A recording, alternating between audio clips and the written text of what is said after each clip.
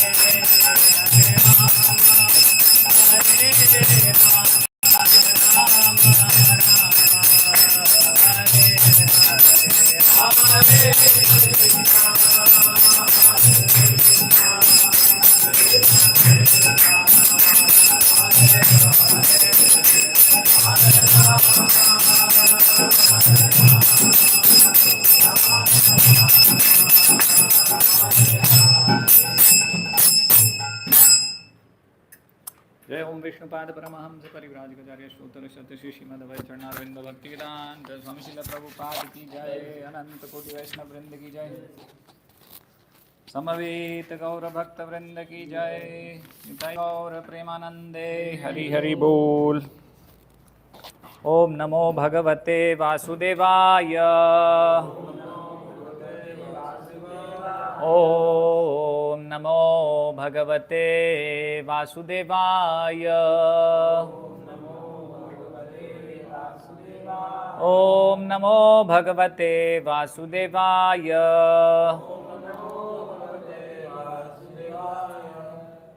ओम अज्ञानतिमिरान्धस्य ज्ञानाञ्जनशलाकया चक्षुरुन्मीलितं येन तस्मै श्रीगुरवे नमः।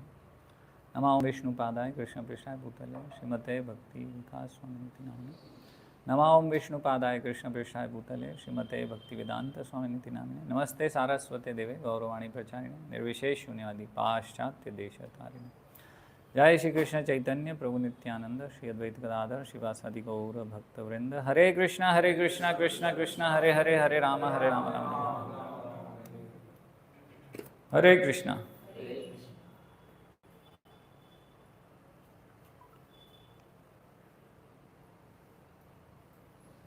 तो अभी हमने कुछ विशेष प्रक्रिया करी जो हम अभी तक नहीं करते थे। हमने दीप अर्पण किया भगवान की इस तस्वीर पर, चित्रपट पर, जिसमें भगवान एक छोटे बालक के रूप में यशोदा मैया के साथ है ना। और यशोदा मैया क्या कर रही हैं? हाँ, यशोदा मैया बांध रही हैं भगवान श्री कृष्ण को रस्सी से और उखल से।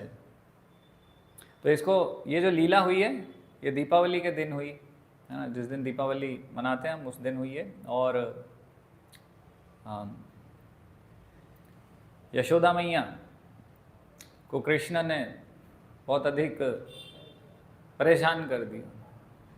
तो इस वजह से यशोदा मैया ने भगवान श्री कृष्ण को रस्सी से बांध दिया। तो इस लीला की वजह से भगवान श्री कृष्ण का नाम क्या पड़ा? दामोदर। पहले से ही सुना है आपने, सबको पता है।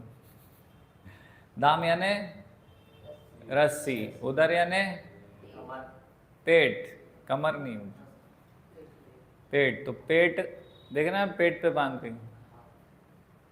तो ऐसे रस्सी से पेट से बांध दिया, उखल से भगवान श्री कृष्ण को, इसलिए दामोदर लीला इसको बोलते हैं। श्रीमद् भागवत कथा होती तो उसमें 10वें स्कंद पर ये दामोदर लीला उसमें वर्णित है, दशम स्कंद में।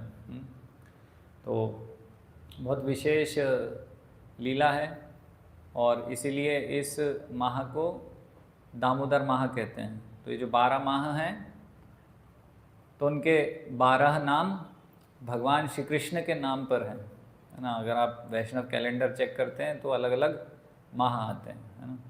तो कौन कौन से माह आते हैं? जैसे आप तिलक लगाते समय बोलते हैं ना, क्या बोलते हैं? ओम केशवाय नमः। तो केशव मास है ना। तो 12 अलग अलग मास हैं केशव। फिर क्या बोलते हैं? ओम नारायणाय नमः। नारायण एक माह का नाम है। फिर केशवाय नमः, नारायणाय नमः, माधवाय नमः, तो माधव नाम है। ऐसे सब त्रिविक्रम है ना, वामन, इस प्रकार से ऋषिकेश, ऐसे नाम है पूरे 12 माहों के। तो इस माह का नाम दामोदर कहते हैं। तो दामोदर माह यानी जिस माह में भगवान ने दामोदर लीला करी, तो इसलिए विशेष दामोदर माह है। तो भगवान श्री कृष्ण के नाम पर इस माह का नाम रखा गया है। और दूसरा नाम इसका क्या है, अभी जो माह चल रहा है कार्तिक चल रहा है ना।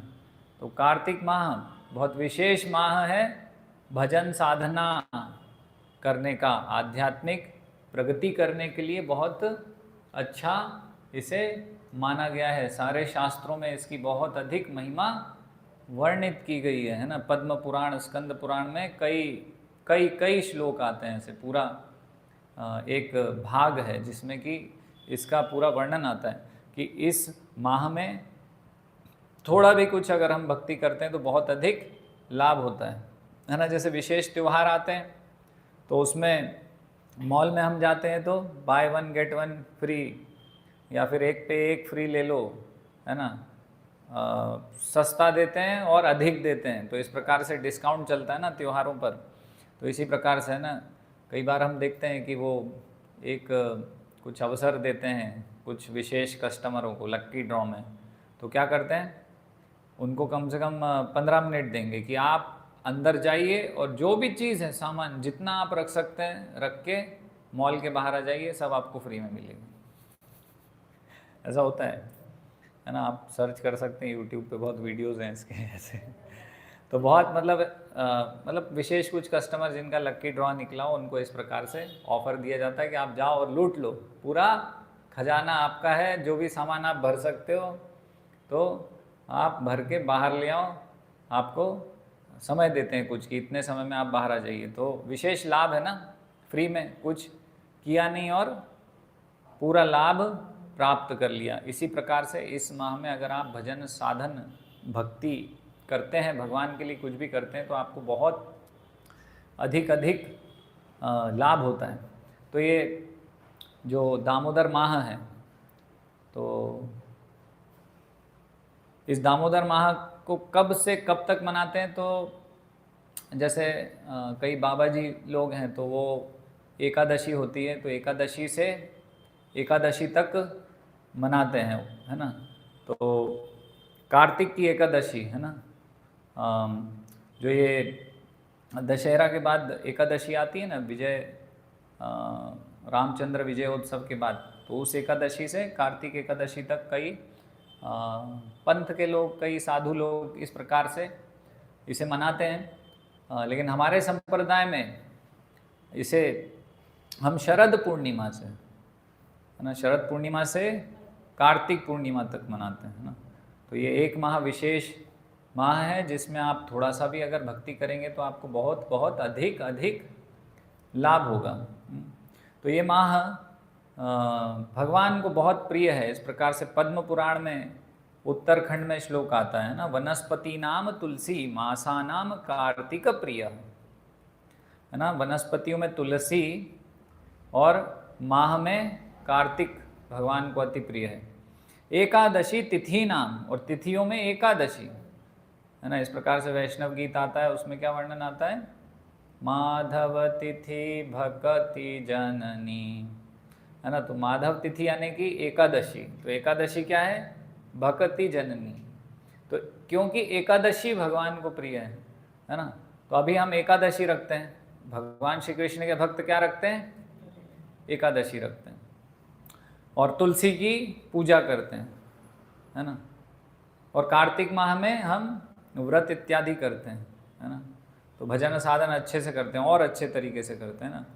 तो ये सब क्यों करते हैं हम, कारण क्या है, हमें अच्छा लगता है इसलिए,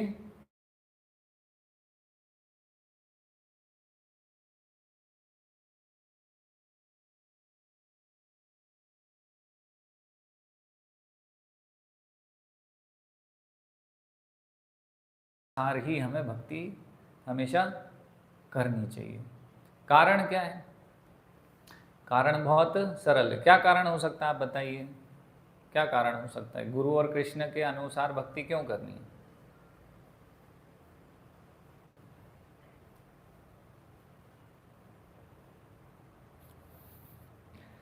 हमारे मन से भी तो हम कर सकते हैं कुछ, हाँ कृष्ण का अनुसरण गुरु करते हैं, गुरु का अनुसरण हम करते हैं। हाँ, इस कारण से भी हम गुरु से परंपरा से नहीं गुरु शिष्य परंपरा तो ठीक है, हम अपने मन से भी तो प्रयास कर सकते हैं कि भगवान को मैं ऐसे प्रसन्न करूंगा, गुरु को मैं ऐसे प्रसन्न करूंगा।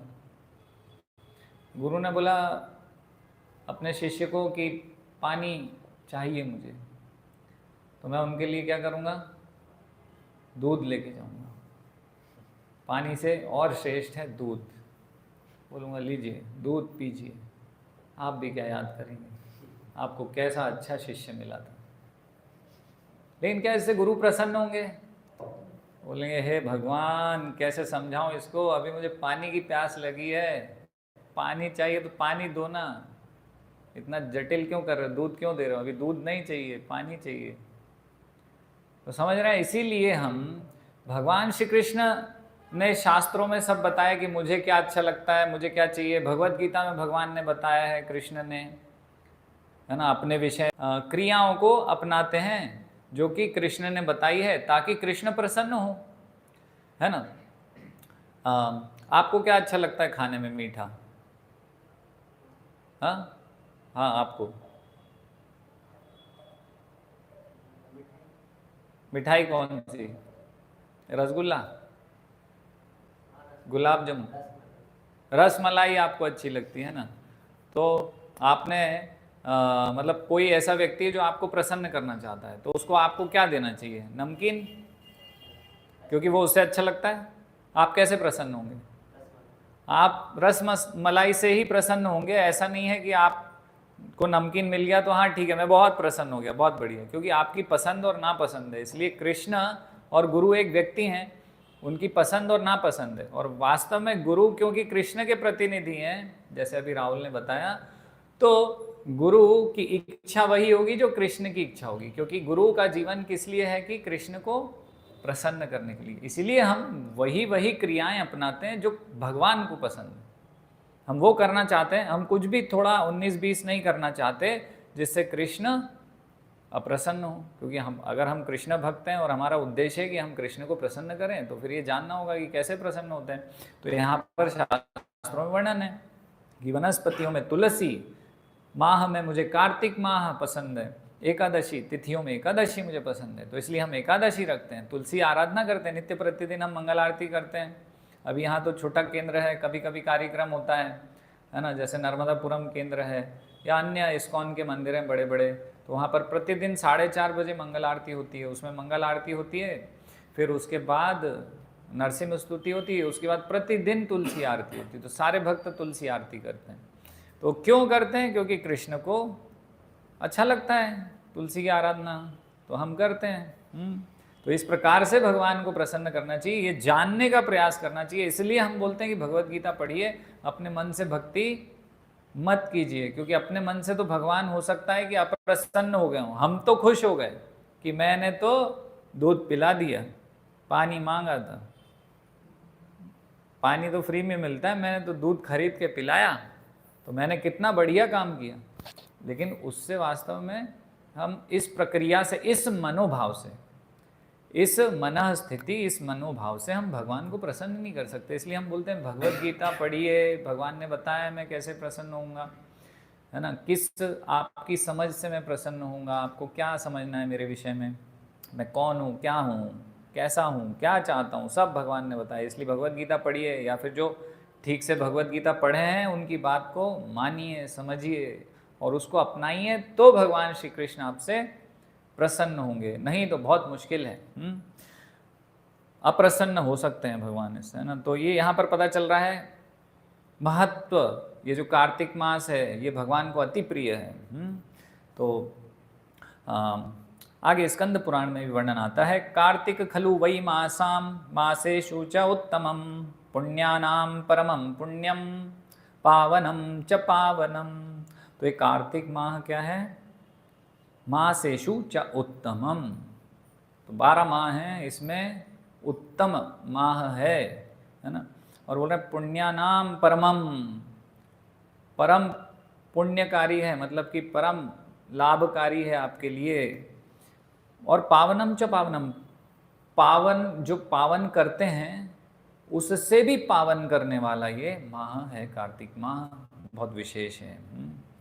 तो इसमें आप थोड़ा भी कुछ करेंगे तो बहुत बहुत अधिक आपको भगवान लाभ प्रदान कर सकते हैं। लाभ यानी आध्यात्मिक लाभ, भक्ति में प्रगति, है ना। हमारा जो मन नहीं लगता है जप करने में, मन नहीं लगता है प्रवचन सुनने में, कथा सुनने में, मन नहीं लगता है भगवत गीता पढ़ने में, तो ये सब हमारा मन लगने लग जाएगा अगर हम भगवान से अच्छे से हृदय से भगवान के लिए कुछ करते हैं इस माह में। तो क्या करते हैं अभी हम चर्चा करेंगे, क्या विधि है, और वह यदि हम भगवान को प्रसन्न करने के उद्देश्य से करते हैं और उनसे भक्ति मांगते हैं, उनकी शुद्ध भक्ति, तो भगवान शुद्ध भक्ति भी हमें प्रदान कर देते हैं।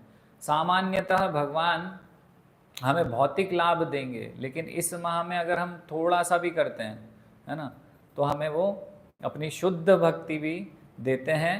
और वास्तव में भगवान इस प्रकार से भी बोलते हैं कि मैं अपना धाम भी दे देता हूँ।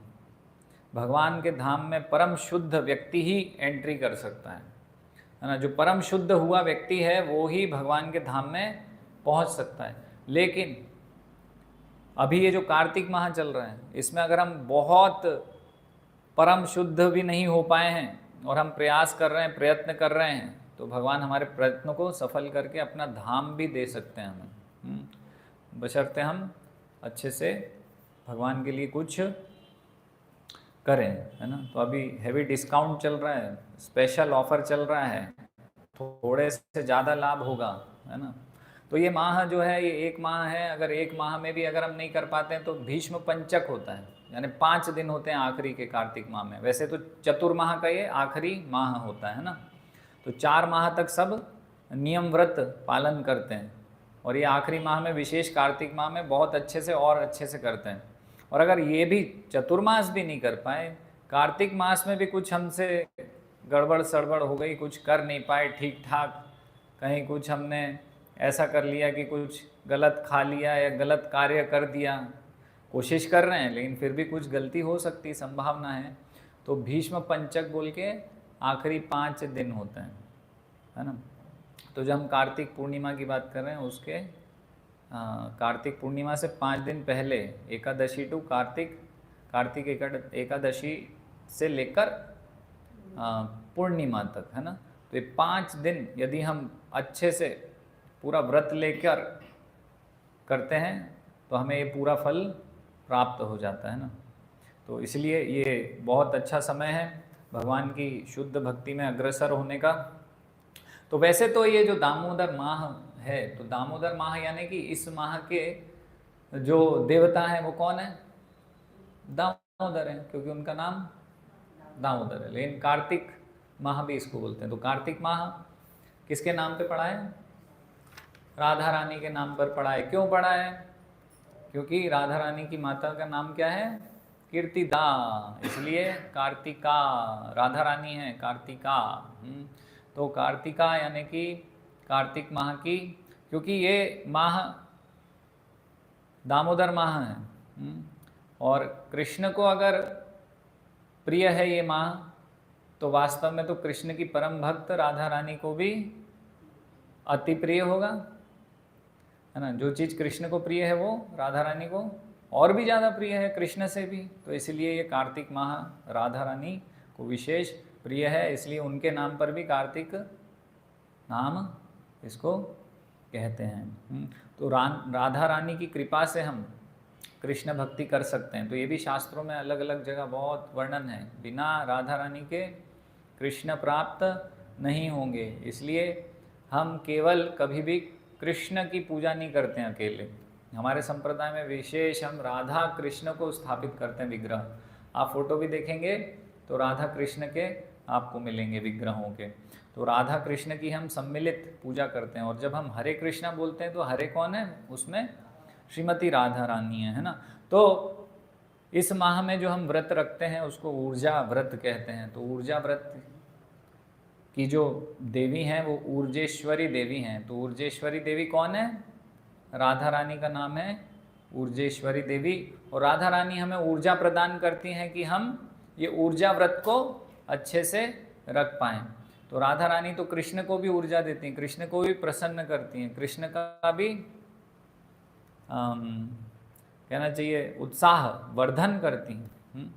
तो राधा रानी इसलिए ऊर्जेश्वरी देवी इस ऊर्जा व्रत को मतलब सफलतापूर्वक करने के लिए हमें शक्ति प्रदान करती हैं। तो फिर बहुत सारा लाभ कार्तिक माह में हमें प्राप्त हो रहा है, ये दीपक दिखाने से, ये हरे कृष्ण महामंत्र करने से, इस प्रकार से, है ना। तो जप करने से तो सारा, थोड़ा करने भी, मतलब आप एक बार हरे कृष्ण महामंत्र बोलते हैं, यानी आपने कार्तिक माह में हरे कृष्ण महामंत्र बोला एक बार, तो वो लाखों बार हरे कृष्ण महामंत्र बोलने के बराबर हो गया।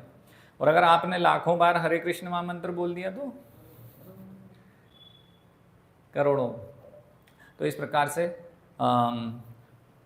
तो कैसे इस माह में हमें अधिक से अधिक लाभ उठाना, नहीं जैसे मैंने बोला कि मॉल खोल दिया है उस व्यक्ति के लिए कि आप जाइए, रिबन खोला और गिन लिया कि अभी से आपके पास 15 मिनट है, अंदर से जो भी लूट के लाना है ले आओ। तो क्या आप धीरे धीरे जाओगे, आराम आराम से जाओगे, कि ठीक है 1-2 पैकेट उठा लाऊंगा, कुछ पोहे का और शक्कर 1 किलो पोहा और शक्कर उठा लाए बस। क्या करोगे आप कि डिस्काउंट मिल रहा था, देखो भाई ऐसे तो मैं 1 किलो पोहा कितने में मिलता है पोहा, 50 रुपये, 100 रुपये, हाँ मतलब जितना भी। तो देखो मैंने 100-200 रुपये का सामान ले आया, फ्री में ही तो मिला है। अरे कोई सर पीटेगा, बोलेगा अरे भैया फ्री में ही मिल रहा था तो कम से कम 100 पैकेट लेके आना था, कुछ चीज़ें वहाँ से मॉल में से, है ना। फ्री में मिल रहा है तो अधिक से अधिक मिले ना, ऐसा सोचते हैं कि नहीं सोचते हैं, है ना। तो इसलिए यहाँ पर अधिक से अधिक लाभ लेना है तो क्या करना होगा, तो क्या क्या क्रियाएं करनी है, तो जप करना है। किस चीज़ का जप करना है, हरे कृष्णा कृष्णा कृष्णा हरे हरे, हरे राम राम राम हरे हरे। तो अधिक से अधिक संख्या जप करना है ना। तो जप करना है तो 16 माला करते हैं अभी, तो जैसे हम जो गंभीर भक्त हैं वो 16 करते हैं, कुछ भक्त जो नए नए हैं वो कम करते होंगे। कितनी माला कर रहे हैं अभी सब लोग, 16 कौन कौन कर रहे हैं, अच्छा 8 माला, 6 माला, 4 माला, वेरी गुड, ठीक है, 2 माला, बहुत बढ़िया। तो ये माला को बढ़ा दीजिए, कार्तिक माह बहुत बहुत उपकारी है, कार्तिक माह बहुत बहुत उदार है ये, है ना।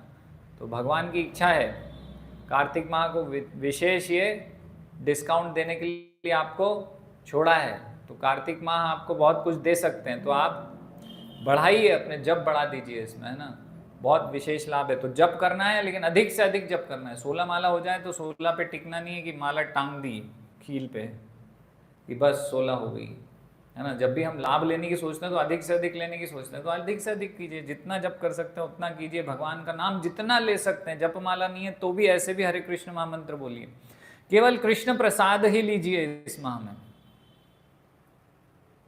है ना। क्योंकि अन्य चीज आप लेंगे तो वो भगवान श्री कृष्ण भगवद गीता में बोल रहे हैं कि यज्ञ शिष्ट नहीं संतो मुच्यंते सर्व किल्बिषय, है ना। और जो आत्म कारणात खाते हैं तो वो पाप खाते हैं। तो वैसे ही कृष्ण प्रसाद अगर हम खाएंगे तो उसका लाभ कई हजारों लाखों गुना होगा, और अगर हम कुछ पाप खाएंगे इस प्रकार से बाहर का कुछ भी जो भगवान को भोग नहीं लगा है, तो उसका पाप भी हजारों लाखों गुना ही हमको प्राप्त होने वाला है। तो इसलिए बहुत सतर्क रहिए और बहुत सावधानी से कुछ और प्रयास कीजिए, पूर्ण रूप से शुद्ध आहार ही लें, कृष्ण प्रसाद ही लें, है ना। और ये घी का या फिर तेल का दीपक भगवान श्री कृष्ण को दिखाएं तो इसका बहुत बहुत लाभ है। अभी हम चर्चा करेंगे सब।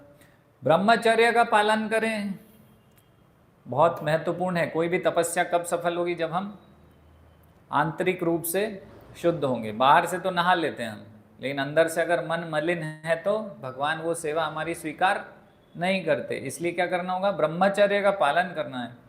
तुलसी पूजा करनी है, क्यों, अभी हमने चर्चा किया, भगवान बोल रहे हैं तुलसी पूजा से प्रसन्न होते हैं। तो कृष्ण दामोदर हैं, दामोदर माह है, तो दामोदर को प्रसन्न करना है। तो फिर कैसे प्रसन्न होते हैं? पता है हमें तुलसी आरती करनी है, तो तुलसी जी की सेवा कीजिए कुछ, है ना। तो तुलसी पूजा कीजिए, दीपक लगाइए, है ना। तो तीन जगह दीपक लगाने का महत्व तो बताया है इसमें। एक तो मंदिर में भगवान को दीपक, कृष्ण मंदिर जहाँ है वहाँ पर दीपक लगाना, फिर तुलसी जी को दीपक लगाना, फिर आकाश में खुले में कहीं बाहर आंगन में इस प्रकार से आकाश में दीपक लगाना, है ना। 3 जगह दीपक लगाने का महत्व है।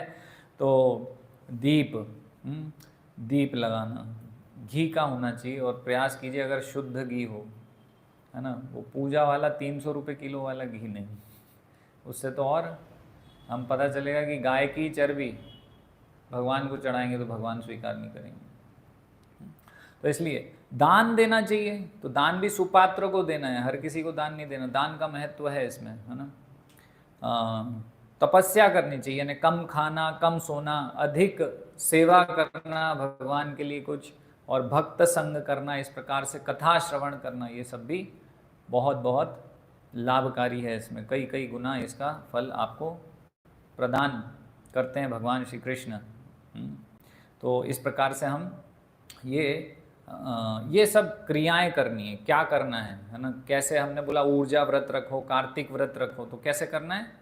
जप, कृष्ण प्रसाद, दीपक प्रतिदिन लगाएंगे, ब्रह्मचर्य का पालन करेंगे, तुलसी पूजा करेंगे, दान करेंगे, तपस्या करेंगे, अधिक तप करेंगे, है ना। इंद्रिय भोग को वर्जित करेंगे, इंद्रिय भोग नहीं करेंगे। इस प्रकार से ये ऊर्जा व्रत, कार्तिक व्रत, दामोदर मास व्रत रखा जाता है ना।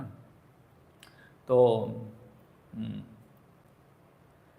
और भी इसमें बता रहे हैं, शास्त्रों में वर्णन है। एक श्लोक आता है, कार्तिके अस्मिन् विशेषेण नित्यम कुर्वीत वैष्णवः दामोदर अर्चनम प्रातः स्नान दान व्रत आदिकम। तो बता रहे हैं कि कार्तिक में विशेष नित्य क्या करता है वैष्णव? कुर्वीत वैष्णव, क्या करता है वैष्णव? वैष्णव यानी भगवान का भक्त, देवी देवता का भक्त नहीं। वैष्णव यानी कि विष्णु यस्य देवता इति वैष्णवः, तो यानी कृष्ण विष्णु भगवान के जो भक्त हैं ना, उनको वैष्णव बोलते हैं। तो वैष्णव क्या करते हैं कार्तिक माह में? नित्यम, नित्य दामोदर अर्चनम, जैसे अभी आपने दामोदर का अर्चन किया, है ना। कुछ फूल चढ़ाया भगवान को, कुछ जल चढ़ाया, कुछ प्रसाद भोग लगाया और दीपक दिखाया, ये अर्चनम, दामोदर अर्चनम। तो ये करते हैं, दामोदर अर्चनम करना है दामोदर माह में। प्रातः स्नानम, प्रातः स्नानम यानी प्रातः काल कब होता है? 10 बजे। प्रातः काल का अर्थ होता है कि सूर्योदय के पहले लगभग 1.5 घंटे पहले, सूर्योदय जब होने वाला है, सूर्योदय का सबको पता होता है, कैलेंडर में सूर्योदय प्रतिदिन का भी मिल जाता है। तो सूर्योदय के 1.5 घंटे पहले का समय को बोलते हैं, सूर्योदय होने और उसके 1.5 घंटे पहले के बीच के समय को हम बोलते हैं ब्रह्म मुहूर्त। तो इसको बोलते हैं प्रातः। तो प्रातः ब्रह्म मुहूर्त में उठना चाहिए, ये तपस्या है। अभी हमने एक अंग पढ़ा ना कार्तिक व्रत का, तपस्या। तो तपस्या है सुबह जल्दी उठना, और फिर क्या करना है सुबह जल्दी उठ के? एक तो दामोदर अर्चनम बताया, प्रातः स्नानम बताया। प्रातः स्नानम यानी कि सुबह ब्रह्म मुहूर्त में उठ के स्नान करना है ना, और दान करना है, दान देना है कार्तिक माह में। लेकिन इसका मतलब ये नहीं कि कहीं भी किसी भिखारी को दान दे दिया, है ना, तो उसके भी क्या होता है, उसके भी पाप और पुण्य का फल लगता है उसमें। तो अगर किसी भिखारी को दान दे रहे हैं, अगर उसने बीड़ी सिगरेट पी ली, कुछ गुटखा खा लिया या शराब पी ली, तो उसका आपको पाप चढ़ जाएगा उल्टा। तो पाप से दान भी सतोगुण, तमोगुण और रजोगुण में होता है। तो ये शास्त्रों में वर्णन है। भगवद गीता में भगवान ने बताया कि 3 प्रकार के दान होते हैं, इसलिए दान हमेशा सतोगुण ही करना चाहिए। तो ऐसे व्यक्ति को दान दीजिए जो आपका लक्ष्मी पूरा भगवान की सेवा में लगाएं। तो दान, तो प्रातः स्नान, दान, व्रत रखना, है ना। व्रत हमने अभी बहुत सारे प्रकार के चर्चा की है। मन से, कर्म से, वाणी से व्रत रखना, है ना। और दामोदर अर्चनम। तो इस प्रकार से ये हम ये जो विधि है ये बताई है कि किस प्रकार से दामोदर व्रत रखना है हमको, कार्तिक व्रत, ऊर्जा व्रत रखना है। तो अभी हमने एक अंग इसमें बताया, दीप दान करना। दीप दान यानी दीप उठा के भगवान को देना नहीं है। दीप दान का अर्थ है कि भगवान को हमने घी का या फिर तिल के तेल का हमने दीपक भगवान को ऑफर किया, अर्पित किया, है ना। तो इसको बोलते हैं दीप दान। तो दीप दान का विशेष महत्व है। ये जो थोड़ी सी आपने प्रक्रिया की, तो दीप दिखाने से बहुत अधिक लाभ है। तो दीप दिखाने का क्या महत्व है, तो इस प्रकार से वर्णन आ रहा है कि आपने जो थोड़े से समय दीप दिखाया, तो 1,00,000 कल्प के जो आपके पाप आपने अर्जित किए हुए थे, कितने, 1,00,000 कल्प। एक कल्प कितना बड़ा होता है, कितने युग होते हैं एक कल्प में? 4 नहीं होते हैं, 1000 युग होते हैं एक कल्प में। कितने? एक कल्प में 1000 युग। तो आप सोचिए कि 1,00,000 कल्प के आपके पाप नष्ट हो जाते हैं थोड़े से समय में जो आपने दीपक दिखाया है ना। तो ये सब पुराणों में वर्णन आ रहा है, पद्म पुराण और इस प्रकार से, है ना। और ये जो दीप दिखाने के पहले जो अभी हमने गाया था दामोदर अष्टकम, क्या गाया था हमने? सत्यव्रत मुनि ने लिखा है पद्म पुराण में, वो हमने गाया है। तो इस प्रकार से वर्णन आता है। हरि भक्ति विलास एक वैष्णव पुस्तक है, ग्रंथ है, शास्त्र है, उसमें वर्णन आता है दामोदर अष्टकम नाम स्तोत्रम दामोदर अर्चनम नित्यम दामोदर आकर्षी पठेत सत्यव्रत उदितम। तो ये जो अभी हमने बोला कि भाई दामोदर अर्चनम करना है, तो दामोदर अर्चनम किस प्रकार करेंगे, तो भगवान को जो हम दीपक दिखा रहे हैं वो दामोदर अष्टकम कहते हुए दीपक दिखाएं। प्रतिदिन भगवान के समक्ष ये दामोदर अष्टकम हम पढ़ें और दीपक अर्पण करें। इससे क्या होता है, भगवान प्रसन्न होते हैं, है ना। ये जो दामोदर अष्टकम पढ़ते हैं हम और दीप दिखाते हैं, भगवान उस दामोदर अष्टकम को सुनकर प्रसन्न होते हैं। तो ऐसा शास्त्रों में वर्णन है, इसलिए हम ये दामोदर अष्टकम गा रहे हैं। देखिए सारी चीज़ें जो शास्त्रों में दी हैं वो हम कर रहे हैं, कुछ भी ऊपर नीचे मनगढ़ंत आरती बना के या खुद की प्रक्रिया बना के नहीं कर रहे हैं, क्योंकि हर चीज़ के बारे में शास्त्र में दिया है कि कार्तिक माह, कृष्ण, दीपक, दामोदर अष्टक, तो जो भी क्रिया है यहाँ पर, जो भी हमने अभी करी, सारी प्रमाणित है कि शास्त्र में एक एक चीज़ का वर्णन, एक एक प्रक्रिया का वर्णन है ना। तो इस प्रकार से हम दामोदर अष्टक प्रतिदिन गाएं। YouTube पे है, आप गाना भी सीख सकते हैं, है ना, सब गाते हुए भी हैं। और यहाँ अगर आप कल भी हमारे केंद्र में आएंगे नर्मदापुरम में, तो वहाँ भी दामोदर अष्टक होगा, तो ऐसे ही आप सुन सुन के ही सीख जाएंगे।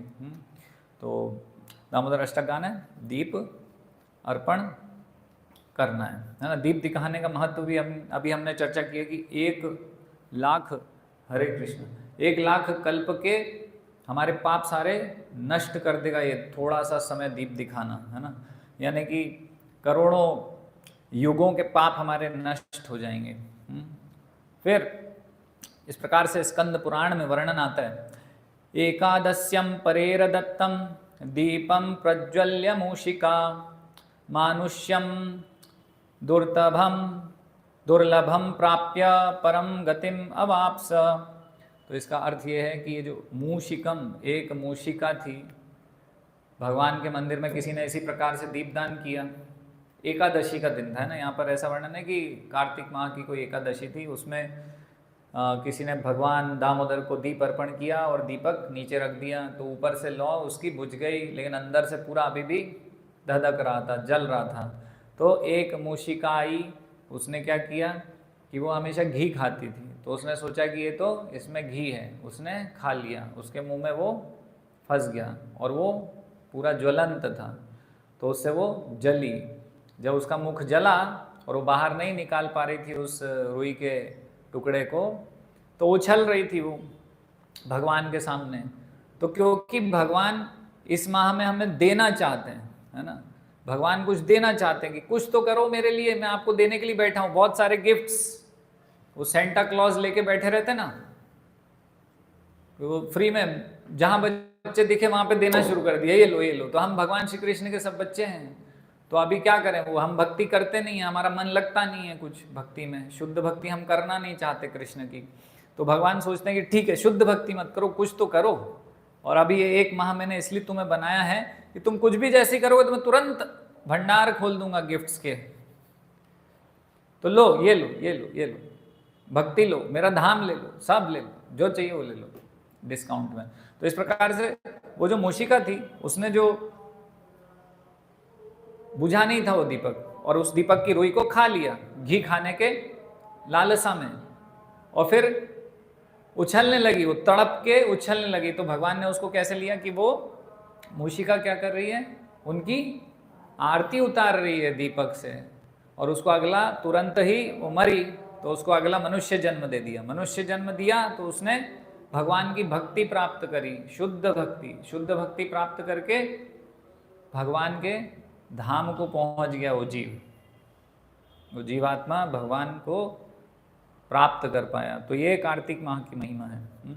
तो इस प्रकार से दीप प्रज्वलन करने का, वो दीपक तो किसी और ने जलाया था, उसने खुद भी नहीं जलाया, उसको तो दीपक जलाने का तात्पर्य भी नहीं पता था, कार्तिक माह के विषय में नहीं पता था, सब चीज अनजाने में हुई उससे, और भगवान ने उसका सेवा स्वीकार करके उसको भगवान के धाम भेज दिया। तो ये महिमा है इस दीपदान की, बहुत विशेष दीपदान का महत्व है। तो इस प्रकार से पद्म पुराण में वर्णन आता है कि वृंदावन में जो हम कथा सुनते हैं ध्रुव महाराज की, ध्रुव महाराज भगवान के महान भक्त हैं, और अपनी माता की प्रताड़ना की वजह से, उनकी माँ ने उन्हें प्रताड़ित किया, सौतेली माँ ने, तो वो जंगल चले गए नाराज होके, और फिर भगवान की भक्ति करने में लग गए। तो कौन से जंगल गए थे, वृंदावन के मधुवन गए थे ना, वृंदावन के मधुवन में पहुंचे और तपस्या कर रहे थे। तो तपस्या किस समय कर रहे थे, कार्तिक माह में कर रहे थे। वहां पे एक ध्रुव टीला नाम की जगह है जहां पर ध्रुव ने तपस्या की थी। ये तपस्या की जो स्थली है वो वृंदावन में मधुवन में, तो हम गए ना, दर्शन करके आए वहाँ पर मधुवन में ध्रुव टीले का। तो वहाँ पर उन्होंने जो तपस्या करी वो कार्तिक माह में करी। तो कार्तिक माह में उनकी तपस्या से क्या फल हुआ कि वो एकनिष्ठ हो गए भगवान की भक्ति में, है ना। तो जंगल में तपस्या कर रहे हैं जहाँ पे शेर चीता हर प्रकार का डर है, रात हो रही है ना, दिन हो रहा है, खाने के लिए कुछ विशेष है नहीं। तो शुरू में तो ऐसे ही वो वन में जो मिलता था वो खाते थे, कभी कभी खाने लग गए, फिर वो खाना बंद किया, फिर कुछ पत्ते वत्ते खाते थे वो भी बंद कर दिया, फिर केवल सांस लेना उससे ही काम चला रहे थे।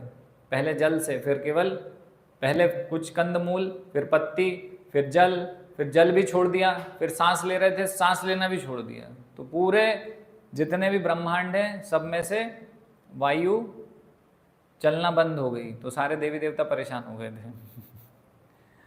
तो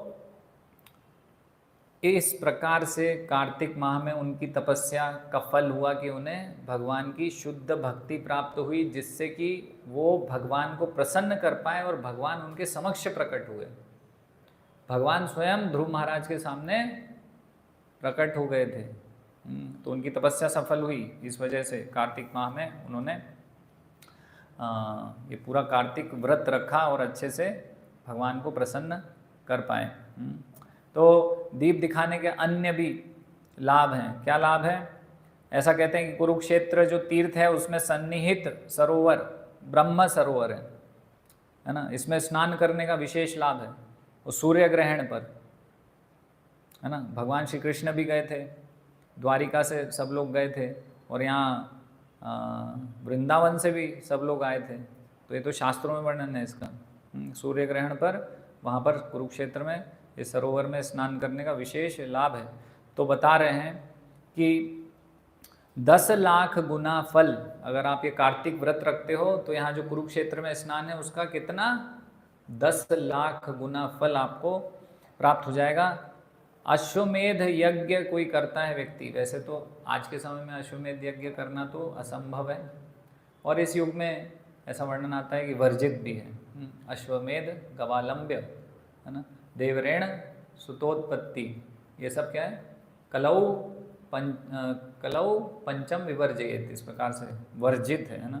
लेकिन अश्वमेध यज्ञ करने का जो फल है वो आप सीधे सीधे ये सरल प्रक्रियाएं करके आप प्राप्त कर सकते हो। बस बल्कि ऐसा बता रहे हैं पुराणों में कि अश्वमेध यज्ञ करने का क्या लाभ है यदि आप कार्तिक व्रत रख रहे हो तो, क्योंकि उसका और बड़ा लाभ है कार्तिक व्रत रखने का। तो आपके सारे तीर्थ हो जाएंगे। ये सरल प्रक्रिया, भगवान का नाम लेना, सुबह स्नान करना, दीप दिखाना, जो अभी हमने चर्चा किया ना, इससे क्या होगा, आपके सारे तीर्थ हो जाएंगे। ऐसे तो आप जीवन भर सारे तीर्थ नहीं कर पाएंगे, लेकिन कार्तिक व्रत रखने से आपके सारे तीर्थ हो जाएंगे और जितने भी प्रकार के यज्ञ हैं सब आपने कर लिए अगर आप ये कार्तिक व्रत रखते हैं। मेरू पर्वत के समान, तो मेरू पर्वत कितना ऊंचा है? 84,000 योजन, और किलोमीटर में बताएंगे तो कितना है? 10,82,000 किलोमीटर ऊंचा।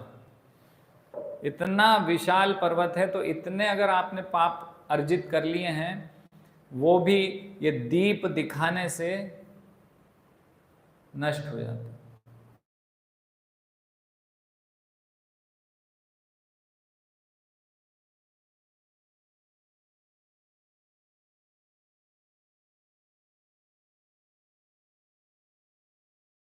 ने अष्टादश पुराणानां कार्तिके फलम आपनुयत, बता रहे हैं कि अगर आपने कार्तिक माह में श्लोकम भागवतम, अगर आप श्रीमद् भागवतम के श्लोक रिसाइट करते हैं, उच्चारण करते हैं, भागवत है ना, भागवत कथा, तो हम नित्य प्रतिदिन 1 से 3 क्लास करते हैं, सोमवार से लेकर शुक्रवार, तो उसमें हम ये सब उच्चारण करते हैं। आप सब लोग भी ऑनलाइन ज्वाइन कर सकते हैं जिनके पास दोपहर में समय है। तो ये जो श्रीमद् भागवतम के श्लोक अगर कार्तिक माह में कोई पढ़ता है, पूरे नहीं, क्योंकि उसमें भी 18,000 श्लोक हैं, तो यहाँ पूरे का वर्णन नहीं है, अगर कोई वो श्लोक पढ़ता है तो उसे उतना फल मिलता है कि पूरे 18 पुराण पढ़ने का जो फल है वो उसको मिल जाता है ना। केवल कुछ श्लोक अगर आप पढ़ते हैं श्रीमद् भागवतम के इस कार्तिक माह में तो लेकिन जो पालन नहीं करते कार्तिक माह, उसका बहुत नुकसान भी है। वो भी शास्त्रों में वर्णन है कि जो पालन नहीं कर रहा है तो उसके लिए क्या है, उसका भी बहुत सारे श्लोकों में वर्णन आता है। तो जो पालन नहीं कर रहा है कार्तिक व्रत, तो ब्रह्मा जी स्कंद पुराण में नारद जी को बता रहे हैं, क्या बता रहे हैं, तो उनकी वार्तालाप में ब्रह्मा जी को बता रहे हैं कि जो कार्तिक व्रत नहीं लेता वो पापी है। आप सोचोगे मैं तो कोई पाप नहीं करता हूँ, बस मैंने कार्तिक व्रत ही तो नहीं रखा है, उससे क्या हुआ, लेकिन यहाँ पर उसको सीधे पापी डिक्लेयर कर दिया है ब्रह्मा जी ने कि जो कार्तिक व्रत नहीं रखता वो पापी है। फिर आगे, उसका पुनर्जन्म निश्चित है। जो कार्तिक व्रत नहीं रखता है उसको वापस से इस लोक में या फिर इस ब्रह्मांड में जन्म लेना पड़ेगा। तो कहीं तो निम्न योनियों का वर्णन है, पशु जन्म लेना पड़ेगा उसे। और वो जो कार्तिक व्रत नहीं रखता है वो ब्राह्मण और गाय का हत्यारा है। अभी एक ब्राह्मण का हत्यारा और गाय का हत्यारा विशेष क्यों होता है, उसको बहुत गर्हित, बहुत निम्न क्यों माना गया है? क्योंकि भगवान श्री कृष्ण को क्या बोलते हैं, नमो ब्रह्मण्य देवाय गौ ब्राह्मण हिताय च जगत हिताय कृष्णाय गोविंदाय नमो नमः। तो ये श्लोक होता है ना, तो जिसमें हमें पता चल रहा है कि कृष्ण को प्रिय है ब्राह्मण और गाय, दो लोग प्रिय हैं, है ना। तो गाय और ब्राह्मण कृष्ण को प्रिय हैं, तो अगर कोई उनकी हत्या करता है यानी कि कृष्ण को वो बिल्कुल अप्रिय होगा व्यक्ति। तो इससे पता चल रहा है कि उसको गाय और ब्राह्मण के हत्यारे के समान समझा जाएगा।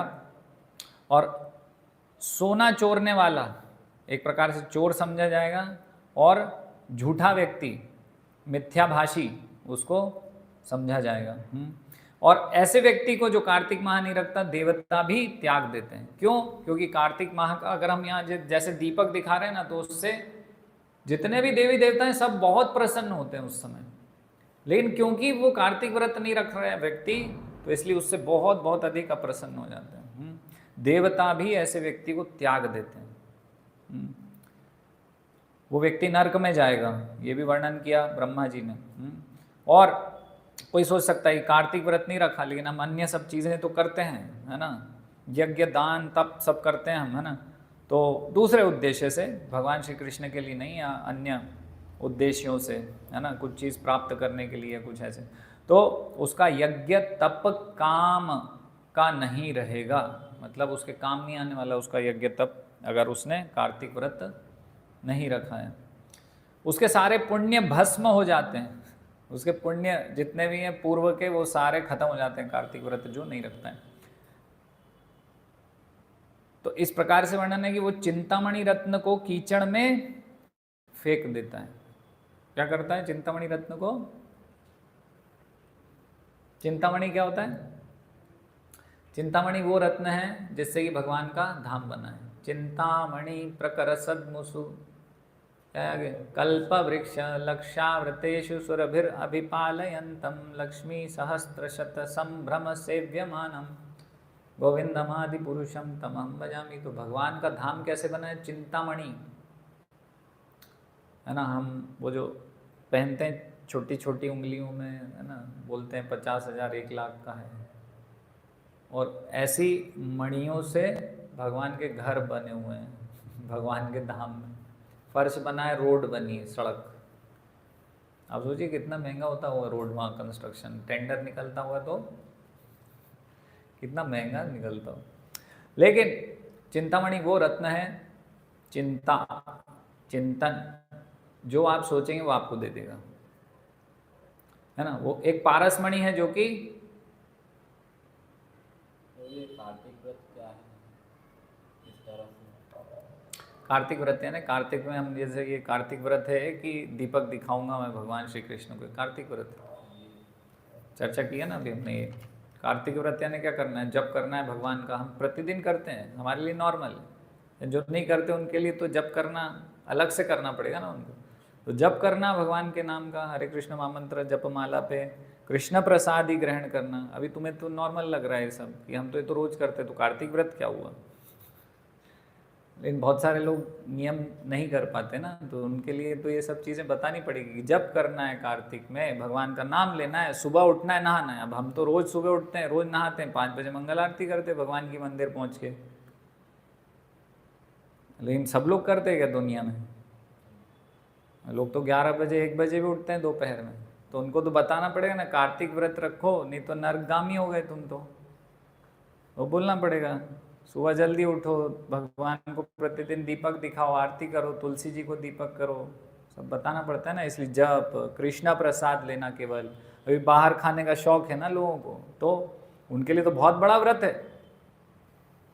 1 महीना बाहर नहीं खाना लोगों के लिए इतना बड़ा चैलेंज है। पहले ही बोल देंगे नहीं रखना तुम्हारा कार्तिक व्रत, तुम ही जानो, तुम्हारा काम जाने, हमें नहीं करना है। ये कार्तिक व्रत है। तपस्या करना, कम सोना, कम खाना, भगवान की अधिक सेवा करना, भक्तों का संग अधिक करना, तुलसी पूजा, दान करना। कितना आसक्त हैं लोग, दान करने का बोलेंगे तो बहुत परेशानी होती। सोचते मेरा है, लेकिन सब तो भगवान ने दिया, भगवान का है। बहुत बड़ी बात है दान करना, ब्रह्मचर्य पालन करना। आज के समाज में, आज के कलयुग में बहुत कठिन है। तो इसलिए ये सब तपस्या है, ब्रह्मचर्य, तुलसी पूजा, दान, घी का दीपक, कृष्ण प्रसाद, जप, सुबह उठ के नहाना। तो ये सब हमने चर्चा किया ना, यही है कार्तिक व्रत, है ना, यही करना है ना। मन वचन कर्म से भगवान की सेवा करना, अन्य चीज़ों को छोड़ देना। वैष्णवों के लिए वैष्णव निंदा नहीं करना, वैष्णव अपराध से बचना, क्योंकि वो नॉर्मली वैष्णव अपराध करने से ही हम नरकगामी हो जाते हैं। तो अभी कार्तिक माह में अगर हमने वैष्णव निंदा, वैष्णव अपराध कर दिया तो क्या होगा फिर? और घंटादार हो गया हमारा। जितनी भक्ति करी थी उससे और डाउन चले गए। भक्तों के प्रति मन में भी कुछ नहीं रखना। इसलिए बोल रहा हूं मैं 3 स्तर पे, मनसा, कर्मणा, वाचा, धिया, बुद्धि, मन, कर्म, वचन, सबसे सबको भगवान की सेवा में लगाएंगे तभी तो अन्य चीज़ों से बचा पाएंगे, फालतू चीज़ों से। फोर्सफुली रोका अपने मन, कर्म, वचन को, बुद्धि को, फोर्सफुली नहीं रुकेगा ना। कुछ इसको चाहिए कि कहीं ना कहीं उलझाना पड़ेगा इसको। तो सबसे सटीक चीज़ क्या है? भगवान में उलझा दो। तो इधर उधर कहीं जाने का अवसर नहीं है। श्रील प्रभुपाद जी तो बता रहे ना, सेंस ग्रेटिफिकेशन को रोकना है। क्या करोगे? अब नहीं करूंगा, लेकिन फिर एकदम से चलो भाई कर लेते हैं। लेकिन यही सेंसेस आंखों को भगवान का दर्शन करने में लगा रहे हैं, भगवान का दामोदर अष्टकम हरे कृष्ण महामंत्र सुनने में कानों को लगा रहे हैं, भगवान के जो फूल अर्पित किए उनको सूंघते हैं, भगवान का कृष्ण प्रसाद टेस्ट कर रहे हैं, सारी इंद्रियां व्यस्त हो गई। अब दीपक घुमाना है तो मेहनत करनी पड़ेगी ना, हाथ पैर को चलाना पड़ेगा। तो सब हाथ पैर, कर्म इंद्रिय, ज्ञान इंद्रियां, सब कुछ तो भगवान की सेवा में लग गया। यही करना है ना? बस यही, इतना ही दामोदर लीला कहनी थी, लेकिन बहुत अधिक समय हो गया है। ये लीला बहुत विशेष लीला है। अब आप अन्य जगह जहाँ हमारे कार्यक्रम होंगे हम वहाँ कहेंगे, आप उसकी रिकॉर्डिंग सुन सकते हैं, है ना। इटारसी ग्रुप पर उसकी लिंक आती है। तो दामोदर लीला हम कल भी प्रोग्राम है, कल सुबह एक गांव में है, वहाँ कल होगी कथा, तो आप श्रवण कीजिएगा। लेकिन ये पता होना बहुत आवश्यक था। यहाँ इटारसी में भी प्रचार, शुरुआती प्रचार है, हम हर साल ये करते ही हैं। तो वहाँ नर्मदापुरम में तो भक्तों को पता ही है ये सब चीज़ें। आपको भी पता है, आज बहुत संख्या बल कम है, अन्यों को भी बताइए ये सब जो हमने कहा है। और कुछ नहीं तो कम से कम अभी रिकॉर्डिंग करिए, इस वजह से ही कि सब भक्तों तक ये संदेश पहुंच जाए। तो उनको बोल सकते हैं कि यहाँ प्रोग्राम हुआ था, उसकी रिकॉर्डिंग आएगी, ऑनलाइन देख लीजिए। ऐसे नहीं सुन पाए, अटेंड नहीं कर पाए तो, है ना, तो उनका भी लाभ होगा। हम कार्यक्रम इसलिए यहाँ पर करते हैं, आप लोगों के लाभ के लिए। तो वैसे तो सभी को अवश्य समय निकाल के शनिवार को यहाँ आना चाहिए, समय से आना चाहिए और पूरा प्रोग्राम अटेंड करना चाहिए, है ना। ये जो भी प्रक्रिया है हमने आपको बताया अभी सारा शास्त्रों में है ना, कुछ भी हम मन से तो नहीं कर रहे, मनगढ़ंत। एक एक प्रक्रिया जो है वो भगवान को प्रसन्न करने वाली है। तो इसको हम लाइटली नहीं ले सकते हैं। सब चीज़ें भगवान को प्रसन्न करेंगी और उसका लाखों क्या करोड़ों गुना फायदा है अभी दामोदर माह में करने का। हरे कृष्णा। दामोदर माह की जय, यशोदा मैया दामोदर की जय, श्री श्री राधा दामोदर की जय, श्रीला प्रभुपाद की जय।